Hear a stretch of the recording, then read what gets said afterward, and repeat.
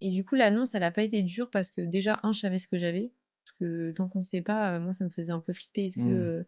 Est-ce que je vais mourir ou est-ce que, j'ai entre guillemets «juste une sclérose en plaques»? Enfin, dans ma tête, c'était quand j'ai la sclérose en plaques, je me suis dit: «Cool, c'est qu'une sclérose en plaques». Bah, vu que la première année et demie, j'étais dans ma poussée, j'avais qu'une envie, c'était, est-ce que je vais en sortir et est-ce que ça ira mieux? J'ai l'impression d'avoir pris, 10 ans, quoi. De maturité? Ouais. Mais moi, mon handicap invisible, le plus dur pour moi, c'est la fatigue. Alors du coup, le handicap invisible, bah, c'est tout handicap qui se voit pas et la frontière entre visible et invisible, elle est assez fine, déjà, je pense que le sujet du handicap a toujours été est déjà tabou en tant que tel et que le handicap invisible, on n'en parle que depuis que quelques années, hein. Mmh mh.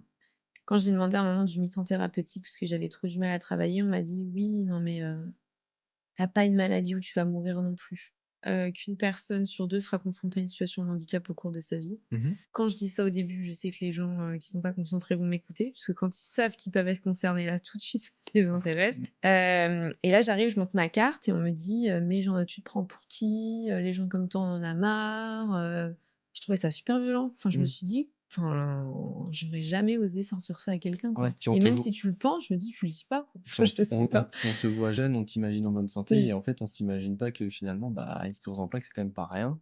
Mmh.